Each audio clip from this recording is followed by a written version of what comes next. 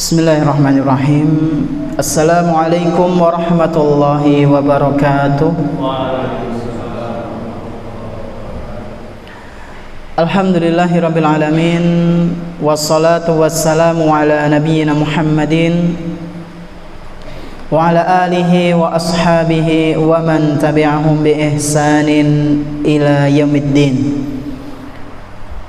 Asyhadu an la ilaha illallah wahdahu la syarika lah wa asyhadu anna Muhammadan abduhu wa rasuluhu la nabiyya ba'dah.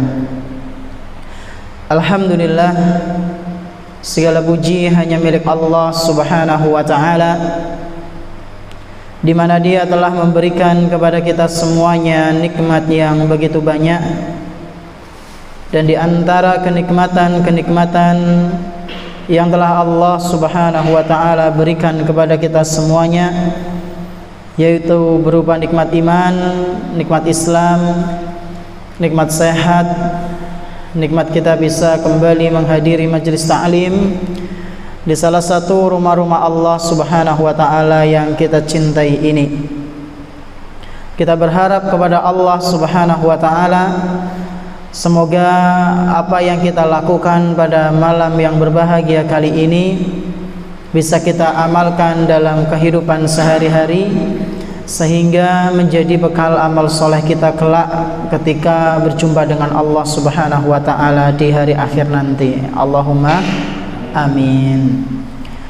Tak lupa pula salawat beserta salam semoga senantiasa tercurah limpahkan kepada Nabi kita yang tercinta, Nabi Muhammad sallallahu alaihi wasallam, beserta para keluarganya, para sahabatnya dan umatnya yang senantiasa mengikuti sunnah-sunnah beliau hingga hari akhir nanti. Jamaah salat maghrib Masjid Amani Al-Hashimi rahimani wa rahimakumullah. InsyaAllah pada malam hari ini kita akan melanjutkan pembahasan kitab Al-Arba'in An-Nawawiyah, dan terakhir hadis yang kita bahas adalah hadis kepinten Pak Bu? Hadis ke 21. Kita sudah membahas secara ringkas hadis tersebut. Kita juga sudah membahas beberapa faedah dari hadis tersebut, dan sekarang kita melanjutkan ke hadis yang berikutnya, yaitu hadis ke-22, yang mana kami beri judul cara mudah masuk ke dalam surga. Ada juga yang ngasih judul jalan menuju surga. Pada atau beda nih guys? Mirip ya.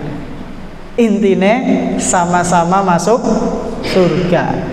Tata cara yang paling mudah ya, dalam tanda kutip, untuk masuk ke dalam surganya Allah Subhanahu wa ta'ala. Sebelum kita ke pembahasan, kita akan dengarkan terlebih dahulu hadis tersebut yang dibawakan oleh Jabir bin Abdullah. Tafadhal iqra. Bismillahirrahmanirrahim. Alhamdulillahirabbil alamin, wassallallahu ala nabiyyina Muhammadin wa ala alihi wa sahbihi wa man ittaba bihudahu ila yaumil din. Allahumma ighfir lana wa li walidayna wa li masyayikhina wa li ashabatina wa li jami'il muslimin. Amin. Qala Syekh An-Nawawi rahimahullah ta'ala, an Abdullah bin Abdullah radhiyallahu anhu anna rajulan sa'ala Rasulullah sallallahu alaihi wasallam faqala ya Rasulullah ara'aita idza shallaitu as-salawat al-maktubat wa sumtu Ramadan wa ahlaltu halal wa haramtu haram wa lam asib ala dhalika syai'an adkhulul jannah. Qala na'am. Qala wallahi la asib ala dhalika syai'an. Rawahu Muslim. Baik, jazakallahu khairan. Hadis yang ke-22 ini dari sahabat Nabi yang bernama Abu Abdillah Abu Abdillah Jabir bin Abdillah Al-Ansari radhiyallahu anhuma. Siapa namanya Pak Bu? Jabir. Kunyahnya sinten? Abu Abdillah ya, atau Abu Abdullah. Berarti Jabir ini punya anak namanya sinten? Abdullah. Bapaknya Jabir sinten? Abdullah juga ya. Dan ini memang yang pernah kami singgung waktu itu, bahwasanya di masa itu orang kalau mau menghormati bapaknya, maka dia akan memberi nama anaknya dengan nama bapaknya, seperti Jabir ini ya. Jadi di antara kebiasaan orang Arab terdahulu, ketika mereka ingin menghormati bapaknya, maka anaknya dikasih nama bapaknya. Ya nek jeneng ramane apik sih ya, alhamdulillah ya. Nah kalau kayak misalnya kayak saya misalnya Wisnu itu ya kurang main lah. Ya. Ini Abdullah kan bagus ya. Salah satu nama yang dicintai oleh Allah Subhanahu wa taala, Abdullah dan Abdurrahman. Alhamdulillah bagus itu. Ya, maka dikasih nama anaknya dikasih nama bapaknya ya pas lah. Tapi kalau misalnya bapaknya qadarullah ya, dikasih nama-nama yang ya kurang bagus, maka jangan dikasih nama tersebut. Jadi Jabir ini adalah salah seorang sahabat Nabi radhiyallahu anhuma ya, Jabir bin Abdullah radhiyallahu anhuma, yang termasuk sahabat dari kalangan Ansor. Dari kalangan Ansor.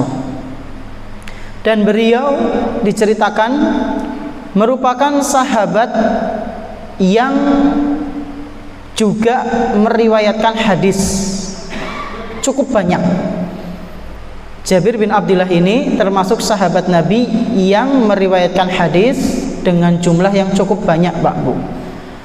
Sampai-sampai ada yang menyebutkan beliau telah meriwayatkan lebih dari 1.400 hadis. Pinten? 1.400 hadis itu diriwayatkan oleh beliau. 1000 hadis akeh ya. Beliau adalah salah seorang sahabat yang pernah ikut perang Badar dan mengikuti 18 peperangan bersama Rasulullah sallallahu alaihi wasallam. Masya Allah. Ikut perang jumlahnya berapa? 18 peperangan. Banyak atau sedikit? Banyak gitu. Dan beliau termasuk sahabat Nabi sallallahu alaihi wasallam yang memiliki halaqah ilmu. Jadi beliau termasuk sahabat yang mengajar, Pak Bu. Karena nggak semua sahabat itu ngajar, ya. Nggak semua sahabat Nabi itu mengajar.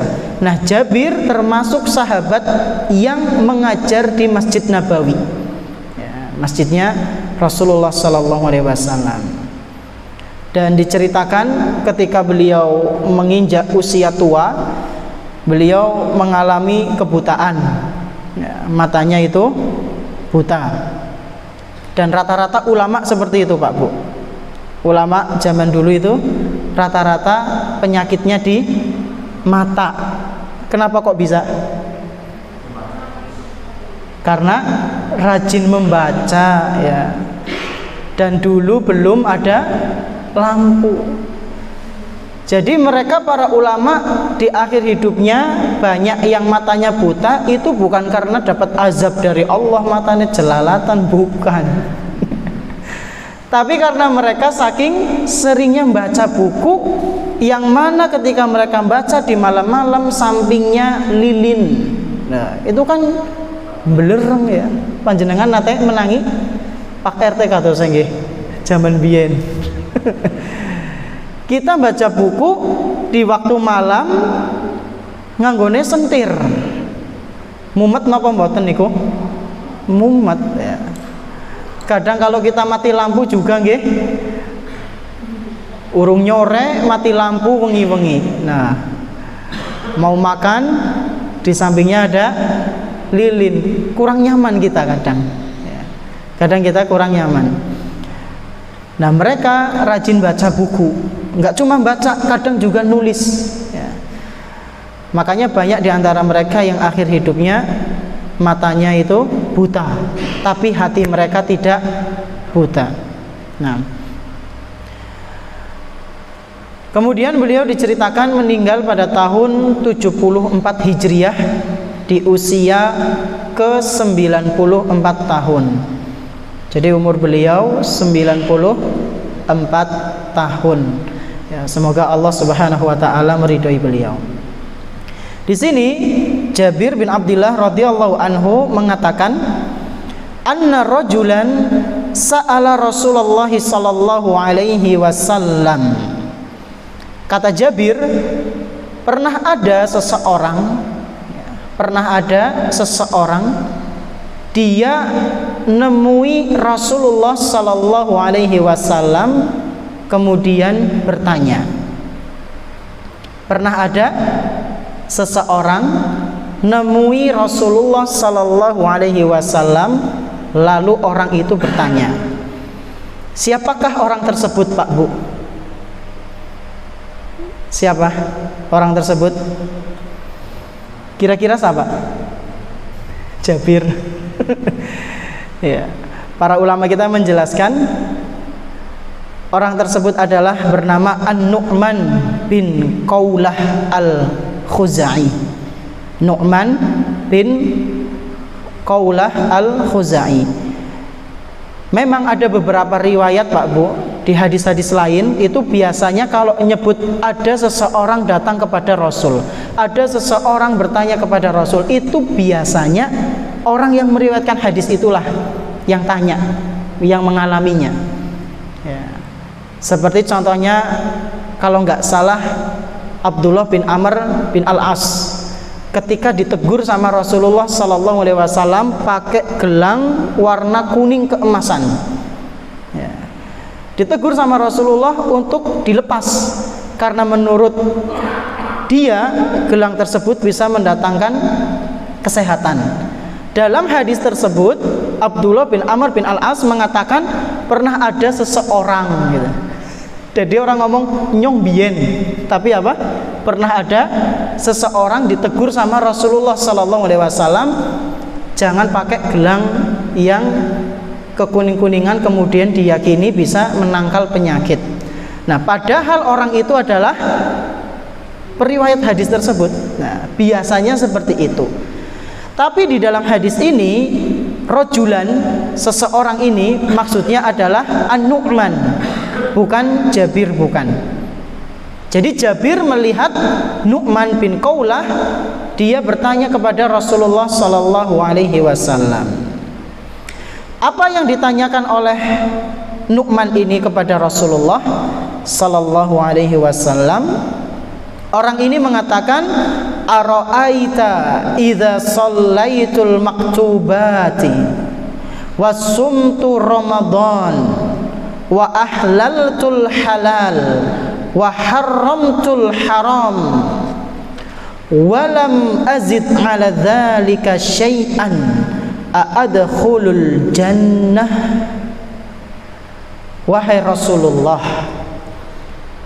bagaimana menurut pendapatmu kalau aku ini cuma sholat 5 waktu? Bagaimana pendapatmu kalau aku ini cuma menjalankan apa? Sholat 5 waktu. Kemudian aku cuma berpuasa Ramadan. Berarti amalan yang apa? Wajib. Wahai Rasul, bagaimana pendapatmu kalau aku ini cuma menjalankan sholat 5 waktu, puasa Ramadan, Aku menghalalkan segala sesuatu yang halal dan mengharamkan segala sesuatu yang haram. Aku tidak nambah amalanku sama sekali. Apakah aku bisa masuk surga, wahai Rasul? Berarti dia cuma mengandalkan berapa amalan? 2. Dan 2 selebihnya dia mengikuti syariat Islam. Yang pertama apa tadi? Sholat 5 waktu. Yang kedua, puasa Ramadan. Yang ketiga dan keempat, dia manut dengan hukum yang ada di syariat Islam. Wahai Rasul, cuma dalam tanda kutip dengan amalan ini, apakah saya bisa masuk surga, wahai Rasul? Maka kata Nabi sallallahu alaihi wasallam, "Na'am." Iya, kamu bisa masuk surga. Hadis ini hadis sahih riwayat Imam Muslim. Kepenak temen ya. Andung salat karo puasa. Kepenak mboten? Kepenak. Makanya judulnya apa? Cara mudah masuk surga. Mungkin ada yang tanya, Ustaz, kok nggak ada zakat di situ? Nggak ada haji di situ? Ya. Wallahu taala alam bisawab. Mungkin pada saat itu syariat zakat belum belum ditekankan, ya, belum diwajibkan ya, pada saat itu. Wallahu taala alam bisawab. Atau orang tersebut memang orang yang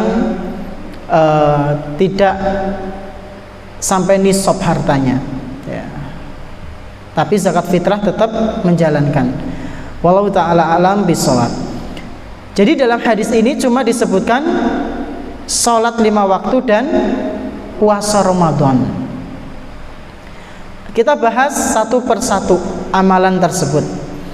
Yang pertama, tadi orang tersebut mengatakan apa? Sholat 5 waktu. Berarti sholat sunnah dia kerjakan mboten? Mboten. Dimarahi nggak sama Rasulullah Sallallahu Alaihi Wasallam? Tidak. Wah, ya. Berarti mulai mengkorasa sholat sunnah ya saat. Ya bukan seperti itu. Ya. Orang ini mengatakan, wahai Rasul, saya cuma sholat 5 waktu, yaitu subuh, zuhur, asar, maghrib, isya. Dan tentunya 5 waktu ini dikerjakan secara berjamaah jika tidak ada uzur, dan ini bagi laki-laki. Kecuali jika ada uzur maka tidak mengapa. Contoh uzur, boleh tidak berjamaah pripun Pak Bu? Hujan. Ketika hujan ya. Apalagi pas ada badai, geluduk, maka tidak mengapa.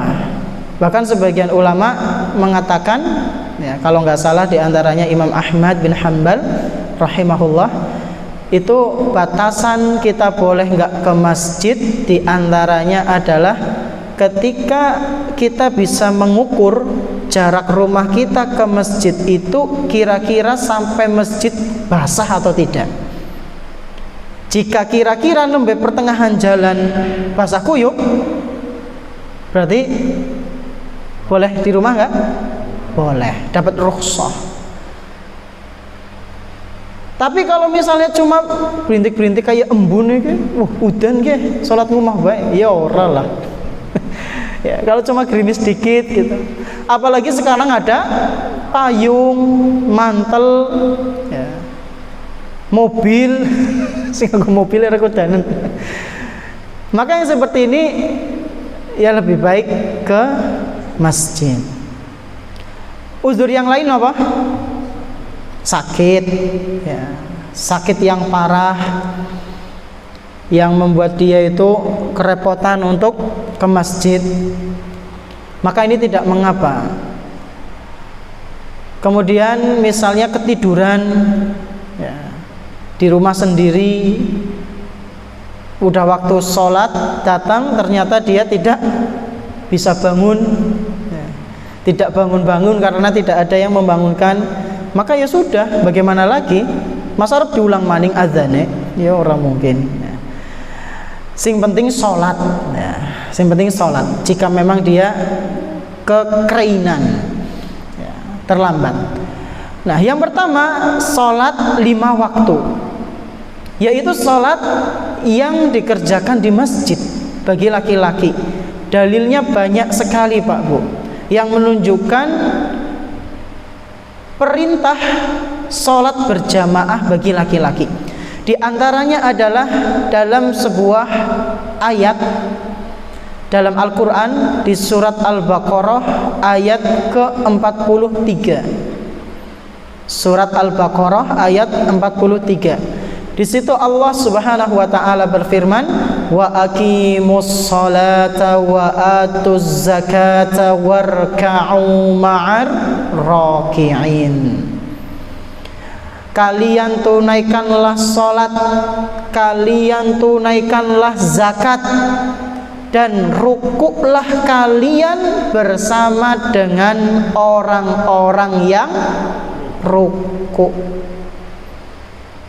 Orang-orang yang rukuk itu biasanya tengkung di Pak Bu, di masjid.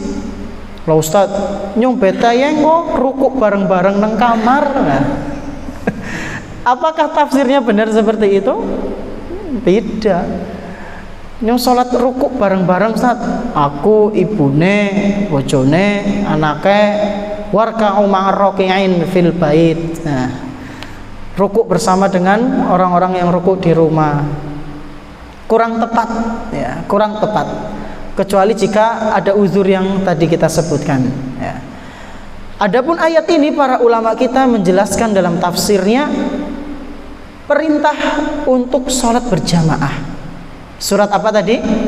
Al-Baqarah ayat 43. Dalam hadis juga disebutkan, hadis riwayat Bukhari Muslim, yang mana di dalamnya menceritakan tentang keinginan Nabi Sallallahu Alaihi Wasallam untuk membakar sebuah rumah.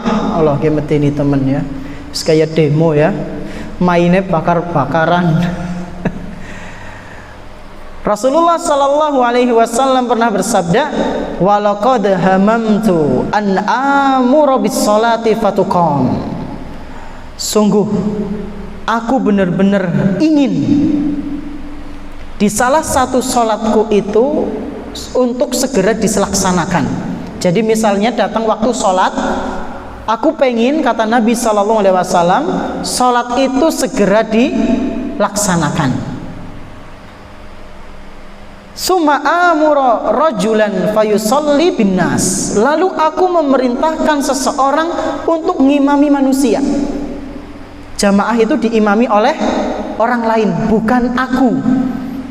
Berarti Rasulullah SAW tidak ikut jamaah. Ini salah satu keinginannya Rasulullah. Bukan tanpa alasan. Alasannya apa? Summa antolika ma'i birijalin ma'ahum huzamun min hatabin ila qaumin la yashhaduna sholata. Kemudian setelah itu ketika sholat ditegakkan, yang imamin bukan aku, lalu aku pengen mengajak beberapa orang untuk keliling rumah-rumah sambil membawa kayu bakar untuk ngecek siapakah laki-laki yang tidak ikut sholat jamaah, fa uharriqu alaihim buyutahum binnar. Lalu aku akan membakar rumahnya karena dia tidak sholat di masjid. Ini pernah dikatakan oleh Nabi Sallallahu Alaihi Wasallam ketika Islam itu sudah mulai kuat, ketika keimanan para sahabat itu sudah mulai kenceng Pak Bu. Jadi Nabi berani ngancam seperti itu. Dan ini adalah keinginan Nabi yang menunjukkan kepada kita bahwasanya sholat berjamaah di masjid itu perintah yang sangat-sangat ditekankan. Oleh karena itu sampai-sampai sebagian ulama menghukumi wajib. berdasarkan dalil-dalil ini. Sebagian ulama mengatakan apa? Wajib sholat berjamaah di masjid. Meskipun ada sebagian yang mengatakan sunnah muakkadah. Ya. Maka harus kita perhatikan bersama, terutama bagi para laki-laki. Rasulullah SAW sampai mengancam yang seperti itu, berarti ini menunjukkan betapa pentingnya sholat jamaah di masjid. Ya. Tapi hadis ini jangan kita praktekkan di zaman ini ya. Kayak nggawe ribut kok. Ya. Ustaz, keliling apa Ustaz? Nah, koleti sing omahe pada ora sholat jamaah, siapna bensin, kayu, korek, bakar, bus, walah, aliran sesat. Ini Rasulullah Shallallahu Alaihi Wasallam, dan ketika itu imannya para sahabat sudah pada apa? Kuat, ya. Pondasinya sudah kuat, jadi mereka itu nggak baper, mereka itu cara pandangnya sudah, kok ekstrim sekali Rasulullah. Tidak seperti itu. Mereka memandang sabda Nabi Shallallahu Alaihi Wasallam seperti ini, menunjukkan bahwasanya tadi betapa pentingnya sholat 5 waktu di rumah, di masjid, maaf, sholat 5 waktu di masjid. Dalil lainnya, Nabi Shallallahu Alaihi Wasallam juga pernah menyampaikan, "Sallu ayyuhan nas fi buyutikum." Wahai manusia, sholatlah kalian di rumah-rumah kalian. Fa inna afdhalas sholati sholatul mar'i fi baitihi illal maktubah. Kata Nabi SAW, sesungguhnya sebaik-baik sholat yang dikerjakan oleh seseorang itu di rumahnya, kecuali sholat maktubah. Sholat maktubah niku sholat napa? Sholat wajib. Jadi kata Nabi SAW, sebaik-baik ibadah sholat yang dikerjakan adalah ibadah sholat di rumah. Maksudnya sholat apa? Sholat sunnah. Adapun sholat wajib, maka itu dikerjakan di masjid. Dalil ini menunjukkan kepada kita bahwasanya sholat sunnah memang lebih afdolnya di rumah. Tapi kadang nek wis tekan rumah pengine selonjor, wis diniati kang masjid lah nyong sholat sunnah nang rumah bae apa ya, bismillah, wis tekan rumah ngelekar. Nah, kalau seringnya kayak gitu ya sudah di masjid saja ya. Daripada nang rumah ora sida ya. Sampai rumah tergoda sama bantal, tergoda sama kopi, tergoda sama TV, HP, ya wis bubar sholat sunnah. Bal-balan, akhirnya anak godaan lah sunnah iki. Nah, tergoda istri kira. Ya. Kadang juga ada bisikan lah sunnah iki, sunnah iki, sunnah iki. Ya. Kalau para ulama zaman dulu, mereka melihat amalan sunnah langsung bersegera mengerjakan karena ini sunnah, mereka langsung mengerjakan. Tapi sebagian kita di zaman ini tidak mengerjakan karena lah gue kan sunnah. Ya. Tadi hadis tersebut diriwayatkan oleh Imam Al-Bukhari dan Muslim, ya. Muttafaqun alaih.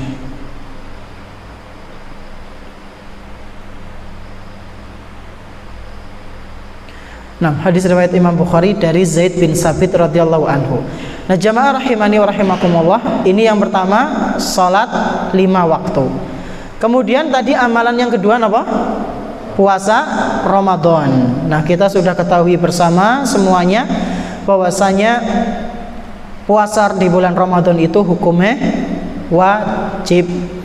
Dalilnya sudah kita ketahui bersama, yaitu firman Allah Subhanahu wa taala, ya ayyuhalladzina amanu kutiba alaikumus shiyam kama kutiba alal ladzina min qablikum la'allakum tattaqun. Wahai orang-orang yang beriman, diwajibkan atas kalian untuk berpuasa, yaitu puasa Ramadan. Sebagaimana umat-umat terdahulu, mereka juga diwajibkan puasa. Supaya apa? Supaya kalian itu lebih bertakwa. Ya, puasa itu lebih puasa itu salah satu sebab yang mendatangkan ketakwaan bagi orang yang menjalankannya. Ini yang kedua, yaitu puasa. Kemudian tadi yang ketiga, An-Nu'man mengatakan apa Pak Bu?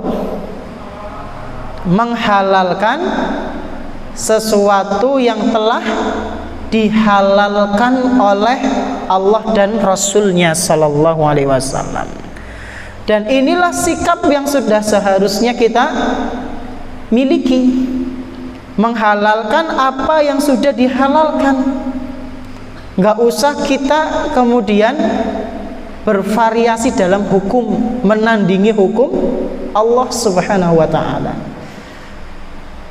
Dan sebagian ulama menjelaskan, menghalalkan sesuatu yang dihalalkan maksudnya adalah meyakini seyakin-yakinnya sesuatu itu halal dan kemudian berusaha untuk mengamalkannya.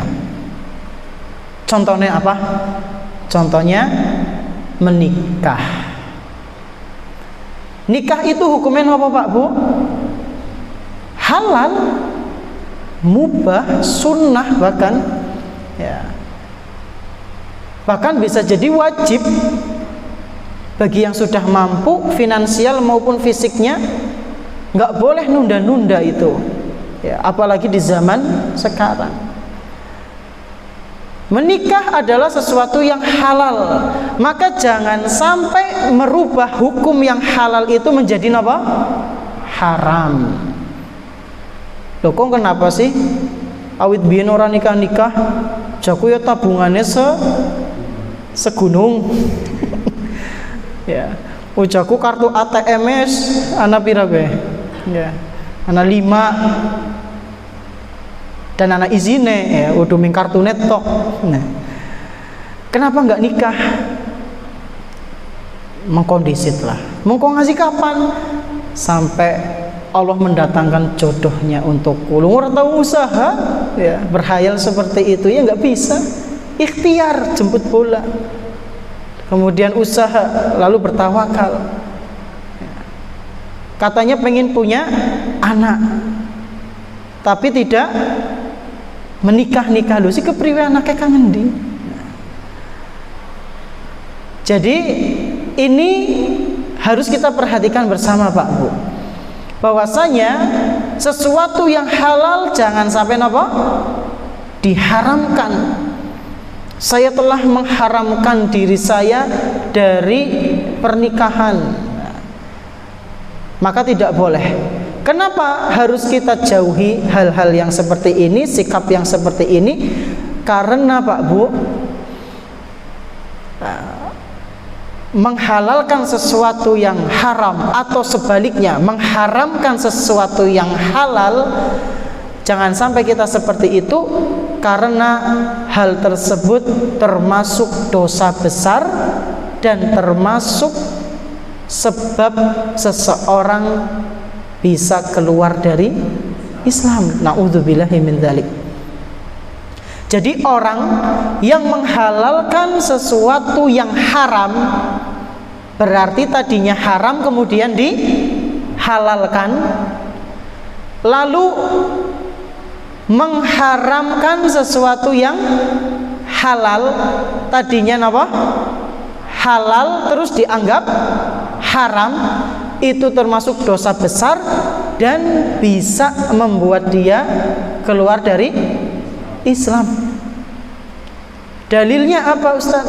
Dalilnya dalam Al-Quran surat An-Nahl ayat ke-116. Surat apa? An-Nahl ayat 116. Ini salah satu dalilnya. Kata Allah Subhanahu wa taala, "Wala taqulu lima tasifu alsinatukumul kadhib, hadza halalun wa hadza haramun litaftaru 'alallahil kadhib." Janganlah kalian mengatakan terhadap sesuatu yang diucapkan oleh lisan-lisan kalian secara bohong, ini halal, ini haram, padahal enggak ada sumbernya, cuma berasal dari hawa nafsu. Dia mengadakan kebohongan terhadap Allah Subhanahu wa taala, maka ancamannya adalah innalladzina yaftaruna 'alallahil kadzib la yuflihun. Sesungguhnya orang-orang yang mengada-adakan kebohongan terhadap Allah Subhanahu wa taala, mereka tidak akan beruntung. Di mana? Dunia dan akhirat. Ya. Di akhirat itu masuk ke dalam neraka. Karena dia berdusta atas nama Allah Subhanahu wa taala. Dalil yang lain yaitu yang disebutkan dalam hadis riwayat Imam At-Tirmidzi. Dan hadis ini dinilai hasan oleh Syekhul Albani, bahwasanya pernah suatu hari ada salah seorang sahabat Nabi sallallahu alaihi wasallam yang dulunya orang Nasrani. Lalu dia masuk Islam, berarti mu'allaf. Sinten sing ngertos namanya? Namanya adalah Adi bin Hatim. Ya, namanya sinten? Adi bin Hatim. Insya Allah ini ada pembahasannya nanti di kitab Tauhid, tapi bagian akhir nanti. Nah, Adi bin Hatim ini adalah sahabat Nabi yang dulunya orang Nasrani. Suatu hari Adi ini mendengar Rasulullah Sallallahu Alaihi Wasallam baca ayat ke-31 dari surat At-Taubah. Rasulullah Sallallahu Alaihi Wasallam baca surat apa? At-Taubah ayat 31 yang berbunyi ittakhadhu ahbarahum wa ruhbanahum arbaban min dunillah wal masih ibn Maryam.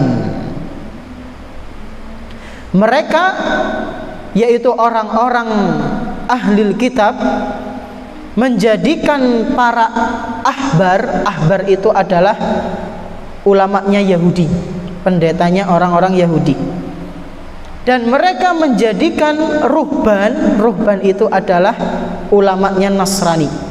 Jadi ahli kitab, mereka menjadikan ulama-ulama mereka arbaban, seperti Tuhan-Tuhan. Dan orang-orang Nasrani, mereka juga menyembah Nabi Isa Al-Masih bin Maryam. Ketika Adi mendengar ayat ini, maka Adi pun mengatakan, inna lasna na'buduhum. Wahai Rasulullah, sesungguhnya kami dahulu tidak melakukan sebagaimana yang engkau ucapkan. Kami tidak menyembah pendeta-pendeta kami, wahai Rasul. Karena menurut Adi, beribadah kepada pendeta itu dengan cara sujud, ruku, ya, kemudian berdoa. Nah, ini tidak pernah dilakukan oleh Adi bin Hatim selama menjadi orang Nasrani. Adi bin Hatim ini tidak pernah apa? Ruku dan sujud kepada pendeta-pendetanya. Makanya dia mengatakan kepada Rasulullah Sallallahu Alaihi Wasallam, wahai Rasul, kami dulu tidak seperti itu. Kami tidak menjadikan pendeta-pendeta kami sebagai Tuhan. Kami tidak nyembah mereka. Maka Nabi Sallallahu Alaihi Wasallam bertanya, alaysa yuharrimuna ma ahallallahu fatuharrimuna wa yuhilluna ma harramallahu fatuhilluna. Loh, bukankah dulu pendeta-pendeta kalian ketika mengharamkan sesuatu yang Allah Subhanahu wa ta'ala halalkan, kalian juga ikut mengharamkannya? Ketika pendeta-pendeta kalian menghalalkan sesuatu yang Allah haramkan, kalian juga ikut mengharamkannya? Maka Adi mengatakan, iya wahai Rasul, kami mengikuti apa yang dikatakan oleh mereka. Kalau mereka ngomong ini haram, ya kita ikut ini haram. Kalau mereka mengatakan ini halal, ya kita juga ikut ini halal. Maka ketika itu Nabi SAW pun langsung bersabda, fatilka ibadatuhum, itu termasuk jenis menyembah mereka.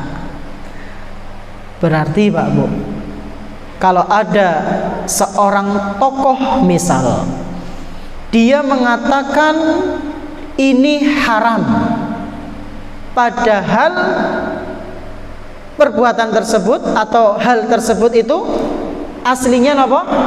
Halal, dan dalilnya sudah sangat jelas halal. Kok kita mengikuti pendapatnya orang tersebut karena hawa nafsu? Maka na'udzubillahi min dzalik, berarti kita telah menjadikan orang tersebut Tuhan. Kok bisa? Kenapa bisa? Karena hukum halal haram itu haknya sinten? Allah Subhanahu wa ta'ala. Jadi nggak boleh kita menyaingi Allah Subhanahu wa ta'ala. Yang dilakukan oleh orang-orang Nasrani, ya, Ahlul Kitab, diantaranya adalah mengharamkan pernikahan bagi pendeta. Ya. Jadi mereka itu mengharamkan pernikahan, padahal halal. Ya. Nikah itu halal, kenapa kok diharamkan? Kemudian menghalalkan riba, menghalalkan kumpul kebo, senduwe anak disit ya ora apa-apa nikah mengkondisit. Nah, makanya banyak di antara mereka yang nikahan saksine anaknya melu nyiksna-sikna, ya. Jadi anaknya ikut apa? Hadir di pernikahan orang tuanya. Anak kita kan enggak nggih. Ya. Bapak biyen nikahan kayak karo ibu, ya. Anak kita enggak tahu. Tapi orang-orang barat sana sebagian, ya, sebagian besar anaknya ikut dalam resepsi pernikahan, bisa melihat bapak dan ibunya nikah. Ya karena mereka memiliki keyakinan boleh kumpul kebo. Ya. Jadi melakukan hubungan intim sebelum pernikahan, ya, boleh itu. Banyak artis-artis yang seperti itu, atlet-atlet sepak bola juga. Nah, berarti kan mereka merubah hukum Allah Subhanahu wa ta'ala. Maka jangan sampai kita mengikuti jejak-jejak mereka. Ikutilah apa yang sudah digariskan oleh Rasulullah sallallahu alaihi wasallam. Nah, kemudian dalam hadis ini, jamaah sekalian rahimani wa rahimakumullah, berarti menunjukkan kepada kita bahwasanya bolehnya kita meninggalkan amalan sunnah, akan tetapi merugi orang-orang yang tidak menjalankan amalan sunnah. Karena amalan sunnah itu bisa sebagai tambahan pahala kita Pak Bu, dan di sisi lain bisa sebagai tambalan, ya. Tadi tambahan, yang kedua apa? Tambalan amalan-amalan wajib kita yang penuh dengan kekurangan. Ya, dalam sebuah hadis Nabi SAW pernah bersabda, Inna awwala ma yuhasabu bihil abdu yaumal qiyamati min amalihi as-shalah. Sesungguhnya amalan yang pertama kali akan dihisab oleh Allah Subhanahu wa ta'ala dari amalan hamba-hambanya, yaitu amalan sholat. Jika sholatnya baik, maka dia akan selamat. Jika sholatnya buruk, maka dia akan celaka. Kemudian setelah itu Nabi SAW menjelaskan, ya Allah Subhanahu wa taala memerintahkannya untuk melihat apakah ada amalan sunnah atau tidak. Jika ternyata dia rajin mengerjakan amalan-amalan sunnah, maka amalan sunnah itu, sholat sunnah itu bisa menambal amalan-amalan wajibnya. Maka rugi kalau kita tidak sampai mengamalkan ibadah-ibadah sunnah. Tapi juga tidak mengapa jika kita tidak mengamalkan sunnah. Dalilnya adalah ini. Namun sekali lagi saya ulang, harus eman-eman ya, jangan sampai kita meninggalkan ibadah sunnah karena keutamaannya yang begitu sangat agung. Mungkin ini yang bisa kami sampaikan, kurang lebihnya mohon maaf. Terima kasih atas perhatiannya. Kita tutup dengan doa kafaratul majlis. Subhanakallahumma wa bihamdik, asyhadu an la ilaha illa anta, astaghfiruka wa atubu ilaik. Wa sallallahu ala nabiyyina Muhammadin wa ala alihi washabihi ajma'in. Wassalamualaikum warahmatullahi wabarakatuh.